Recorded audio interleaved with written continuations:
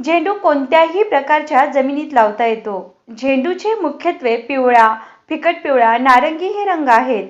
झेंडू कुंडीत, बागेत, रस्त्याच्या दुतर्फा, शेताच्या चारी बाजूंनी लावता येतो. झेंडूची शेती व्यापारीदृष्ट्या खूप महत्त्वाची आहे.